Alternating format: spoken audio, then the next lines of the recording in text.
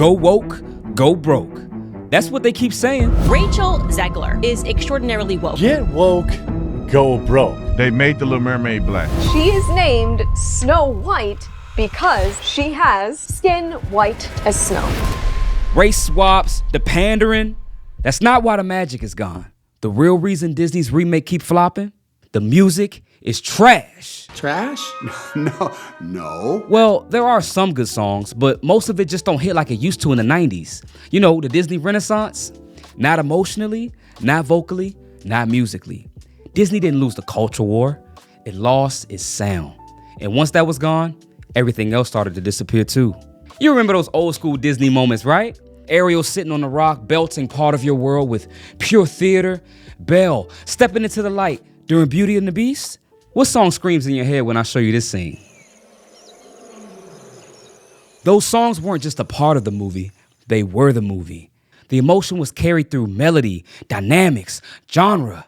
The vocals weren't shy, they were stage-worthy. And the soundtracks?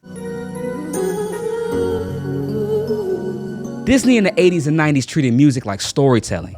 Today, it treats music like they're trying to make a hit record for the radio.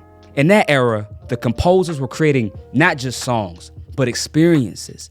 Every lyric had weight. Every note was part of a narrative arc. You could hear a Disney soundtrack without watching the movie and still feel the story. That's how emotionally embedded the music was. To understand what's missing in today's Disney remakes, we gotta go back to the golden duo, Alan Menken and Howard Ashman. It's quiet, you know what I mean? It's a quiet village. Yeah. These two didn't just write songs. They built entire worlds with melody and lyric. Ashman was the playwright and lyricist with Broadway instincts. Menken was the composer with a genius ear for emotion. Together, they brought a theatrical and character-driven sense to animation that really hadn't been seen before. Look at The Little Mermaid. Now, this wasn't just a movie. So Disney was actually struggling during this time, and this movie was Disney's resurrection. And it was Ashman who fought to make it musical in the Broadway sense, where songs advance the story, reveal characters, and express emotion too intense for words alone. What would I give if I could live out of these waters? The intensity is better than what would I give is better than noise. Yeah. Part of Your World isn't just a pretty ballad.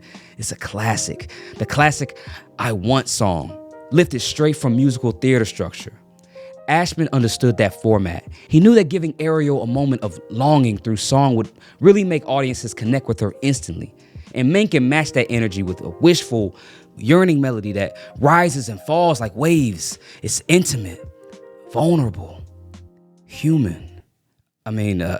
Mermaid. I didn't realize how difficult it was to get across, just through your voice, what you're feeling, thinking, everything. And they did it again with Beauty and the Beast and Aladdin. The characters didn't just sing, they confessed, they dreamed, they hurt. Every lyric had subtext, every melody had purpose. But here's the thing, Ashman passed away in 1991, just before Beauty and the Beast was released, and his absence is still felt. Menken has continued to score Disney films, but the raw edge, the theatrical soul, the bite, and the lyrics, that was Ashman. The modern remakes forget about all of this. They take the songs, the melodies, the visuals, but lose the subtext. They sing the notes, but forget the story behind them. It's like recreating a Broadway musical with influencers instead of actors. When you compare the original performances to the remakes, it's painfully clear. The songs today are technically correct, but emotionally hollow. Because without the Ashman spirit, that perfect blend of narrative, vulnerability, and musical theater magic, the music just don't hit the same, you know? But that's not the worst of it. There's been a growing suspicion that Disney has been secretly auto-tuning and pitch correcting their musical numbers. Not the cool, stylistic kind used by T-Pain, even though that'd be bad too, but the surgical, lifeless correction that has become the norm in modern Disney remakes and modern pop music. Now, obviously, Autotune is hard to prove unless it's used heavily, and Autotune should be undetectable when used correctly, but there's some obvious ones that really ruin the immersive theatrical experience. Now, even if you're not a music expert, it's pretty easy to hear it in Gal Gadot's musical performance in Snow White, especially in this line. Age me old as mummy dust. Now you can also hear the this line from Beauty and the Beast when Emma Watson sings All the Little People. Full of little people. Now Autotune is bad enough, but in the next example, they actually had a good singer on their hands, and they still dropped the ball.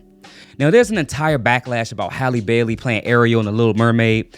I'm not one to care about race swaps too much, but some characters' looks are so iconic and well known that it kind of ruins the immersion of the story, you know what I mean? Like the new Harry Potter show they're working on.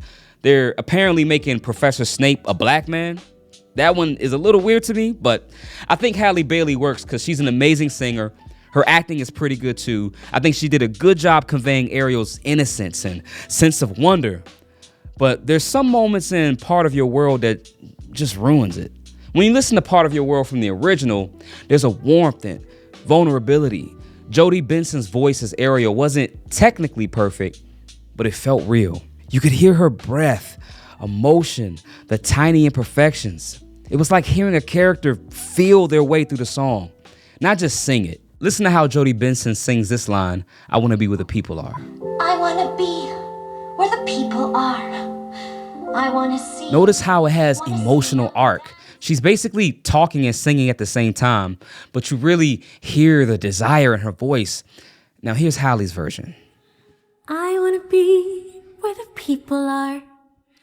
Now Halle's version is modern, it sounds good, but there's little spots where it just sounds a little lifeless. Jodie performs like she's on stage, reaching your soul. Halle's version is more like a pop cover. It's not bad singing, but it's not emotionally loaded.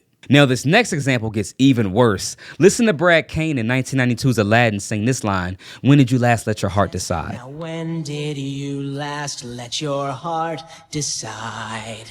And now listen to this travesty from Mina Masood. Now when did you last let your heart decide?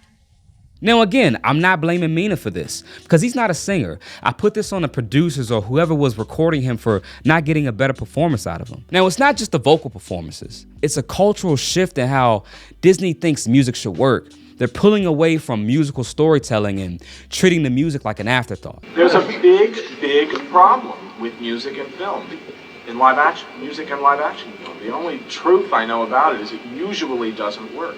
Check out this article where the directors admit that they don't think about the music while writing their story. They're referring to Lin-Manuel Miranda, who's pretty much writing all the Disney hits right now. We started talking to Lin on day one, which is really unusual. We usually don't start getting our songwriters until very late in the game, and this made a huge difference. That's insane to me. In the Renaissance, that was the whole point, writing the story around the music or letting the music carry the story. How can you write a Disney movie without thinking about the music while you're crafting the story? But why is this happening? Because modern Disney seems obsessed with perfection. They're not casting voice actors with musical theater chops. They're casting pop singers and big name actors. Then they're cleaning up the results in post-production. But in doing that, they're scrubbing out the magic, the natural vibrato, the imperfect cries, the parts that actually made you feel something. I mean, some of these casting choices is crazy. Like, Emma Watson had no business playing Belle in Beauty and the Beast. I love her in Harry Potter. She's beautiful, graceful, but she didn't have the singing chops. And I don't know who the hell signed off on this. Remember that swamp? Remember my song in the swamp when I was like, bah! But what about the production? It pains me to talk about this next movie because this is my favorite movie of all time. But we gotta talk about what they did to The Lion King. Long live the king. For the most part, they tried to stay true to the original songs. There's some pitch issues, some tuning issues in some of the songs, but you wouldn't believe my face when I was waiting for maybe the best villain theme songs in this whole entire lifetime, and they completely butchered it. Well, I suppose you'd have found out sooner or later. They basically took Be Prepared out of the movie. Decades of denial is simply why I'll be king. The new version has an epic feeling to it. I understand what they were going for, but it's barely a song. It's just a speech. The original had emotional changes to it. It had this hypnotic jungle vibe. It conveys Scar's motivation. You could feel his unstable character. You can feel the parts of the song where he gets upset. The music gets dark and menacing. You could feel when he gets happy and excited for what he's about to do. The song turns into this celebratory, almost gospel moment. Be prepared for the murkiest scam. Music used to lift Disney movies into emotional events. Now it just plays underneath the plot. Work the songs into the fabric of the story so that the songs don't become a pause in the story, that they promote it and help you understand the characters. Disney music used to be written like stage musicals. Big intros, emotional crescendos, payoff moments. And now everything sounds like a slowed down pop cover. So Disney released Wish for their 100th anniversary. Personally, I hate the movie, but some love it, I guess. But the soundtrack sounds straight up like a pop album. The songs are not sonically bad, but they don't leave that lasting Disney impression. And then there's Scuttlebutt. Oh yes, anything goes. Who never guessed? Our little Ariel. If you somehow avoided hearing this song, congratulations. You protected your peace. But if you were brave enough to watch the 2023 Little Mermaid remake all the way through, you probably had the same reaction as the rest of us. What the hell am I listening to? Let's set the scene. The song is performed by Awkwafina as Scuttle, the seagull, and David Diggs, no relation, as Sebastian. Now, David is wildly talented, right? Hamilton fans know this, but even he couldn't save this chaotic fever dream of a musical number. The original Little Mermaid had timeless songs like Under the Sea, Kiss the Girl, and Part of Your World. Each one moved the story forward, carried emotional weight, or at least gave you a melody you couldn't stop humming. Scuttlebutt does none of that. It's jarring, it doesn't match the vibe, the visuals, the emotional stakes of the story. It's like they told Lin-Manuel to just go crazy, go wild, and do whatever you want. Then they forgot to edit it. You know when people dress up like they're penguins, throw rice at the pigeons, they're trying to blow up the pigeons, but those are just urban legends. I know a lot of really fat pigeons. I get they were trying to go for the fun, obnoxious vibe, but there's a way to do it without completely annoying your audience. Like with Tarzan, you had Rosie O'Donnell singing Trash in the Can. Even Robin Williams as the genie, he was written to be obnoxious, but his songs were lovable and exciting. But what about Mulan? For Mulan, they just forgot about the music altogether. The director said, quote, "People don't sing in the middle of a war zone." She believes that since people don't break out in the song, that the film shouldn't either. Were you born yesterday? Now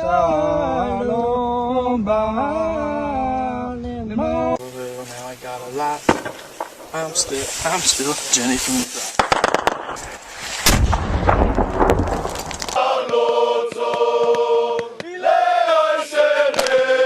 She later stated that she couldn't find a place to use the original music. Let me help her out. Even if you didn't want war songs, you can have a moment where Mulan is quietly either humming or singing reflections to herself while she's deciding to go off to war and fight. Make it a sad, reflective moment instead of a big over-the-top ballad, and it would have fit the realistic vibe you were going for. Disney's recent failures get blamed on a lot of things. It's too woke. The casting is controversial. They changed the story too much. And yeah, those headlines generate clicks. But if you cut through the noise for a second, what if the real problem is something much simpler? Someday my prince will come. Now we gotta talk about Snow White. This movie had all the drama. Rachel Zegler's interviews went viral for all the wrong reasons. She called the original film weird, mocked the idea of a prince saving the day, and basically told audiences not to expect a fairy tale. I just mean that it's no longer 1937, and we absolutely wrote a Snow White that is not going to be saved by the prince. She's not going to be saved by the prince, and she's not going to be dreaming about true love. That rubbed a lot of people the wrong way. And sure, that hurt the box office, but here's the real issue. The music just wasn't the same. Disney had a chance to modernize the soundtrack while honoring the classic melodies. Instead, they dropped new songs like Waiting on a Wish, which is actually a pretty good song, but it came early in the movie, it didn't feel earned, and what's even worse is they removed Someday My Prince Will Come. Even if you wanted to write a female lead who was self-sufficient, she could still hope for love. See, even in 1937, Disney understood how critical the music was to the story. From the outset, Walt understood the importance of combining music and songs with the story. In animation, the music and dialogue have to be planned and recorded before drawing can begin. For months, animators and composers worked together so that the music and action were perfectly synchronized. If they got the music right, Rachel Zegler can be a girl boss all she wants. People didn't walk away offended. They walked away underwhelmed. Then there's Elemental. No big scandals, no major backlash. It eventually rebounded at the box office, but audiences agreed that it wasn't one of Disney's best. Why? Because nothing about it felt like that Disney or Pixar magic. The world was beautiful and the characters were interesting, but when it came to the music, crickets. Pixar used to crush us emotionally. Not every story had the big musical number, but some of the most memorable moments were the songs. What song do you hear in your head when I show you this picture? What about this one? And now we got Strange World. Now this one disappeared faster than a Disney Plus exclusive, which is probably where it should have been. But critics talked endlessly about the diverse family dynamic, the LGBTQ plus representation, the environmental themes, and sure, all those things became talking points, but nobody talks about the music. And that's the problem. The soundtrack was forgettable. There were no songs anchoring the emotional beats, no musical motif tying the family together. It felt like a movie trying to be bold without remembering what actually made Disney's story stick. Emotion through music. So maybe it's not wokeness. Maybe audiences aren't necessarily tired of progressive ideas. Maybe the songs are just boring. Because when the music isn't working, nothing else matters. People love to say Disney's falling off because it went woke. That's the go-to talking point every time a movie flops. It's the politics, it's the diversity, it's the girl boss energy. But if that were really the issue, then how do you explain the hits that had those same narratives? Let's rewind to the 90s. Pocahontas. Pocahontas was about colonialism, environmentalism, and cross-cultural understanding. It was extremely political. Nobody complained back then. Why? Because Colors of the Wind was iconic. Or the original Mulan. That was the original strong woman who don't need no man. She literally saves China by dressing as a man and defying every tradition.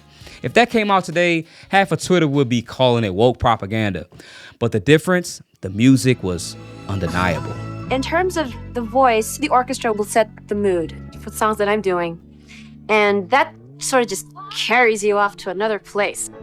Once you're like singing with these 80 pieces that are all just somehow gelling together as one massive unit, people don't understand the high that you get. It's nirvana. Reflection, I'll Make a Man Out of You, Honor to Us All. These songs hit. They were cinematic. They made you feel something. That's why the OG Mulan is still loved, and the live action one is just completely forgettable. Same with Princess and the Frog, the first black Disney princess. A working class woman chasing her dream. That's progress. But nobody rolled their eyes back then because the music was dope. Almost There. That was high. Or I Got Friends on the Other Side. The whole soundtrack brought New Orleans to life. It wasn't political, it was powerful. Then there's Moana, a Polynesian girl with no prince, no romance, just a journey of self-discovery. Progressive? Maybe. Preachy? Not at all. Because the soundtrack, especially How Far I'll Go, was fire. It captured everything you needed to know about her heart, her struggle, her destiny. The music was the message. That's why it stuck. And then Coco, an all-Latino cast, a deep dive into Mexican tradition and Dia de los Muertos. This could easily have been written off as niche or preachy. Instead, Remember Me had grown adults crying in the theaters. The music transcended language, culture, and yes, even politics. Even Encanto, a film about generational trauma in a Colombian family, managed to become a pop culture phenomenon. We don't talk about Bruno, no. We Don't Talk About Bruno hit #1. It had nothing to do with a message or staying true to an original because it was catchy and it was good. So people keep blaming race or gender roles, wokeness for Disney's downfall. But guess what? You can make Snow White black, brown, or blue with polka dots. If the music slaps, people will love it. Music is how you reach people emotionally. When the songs hit, people can forgive anything. And when they don't, even the best actors can't save the scene. We live in a time where technology can create perfect vocals, endless melodies, and polished arrangements. But even then, most of it feels hollow. Why? Because music without emotion and intention is just noise. And that's the path Disney has wandered into. Big budgets, flawless visuals, but music that doesn't move anybody. This isn't just nostalgia. This is sound psychology, arrangement, dynamics, emotion. Disney remakes aren't failing because of who's cast. They're failing because you don't feel anything. The melodies don't carry you. The vocals don't move you. And the arrangements don't lift the story. If Disney wants the magic back, they don't need a new formula. They need to listen to the old one. Bring back emotion and dynamics, build theater, or at least bring back those R&B soundtracks. Those was dope.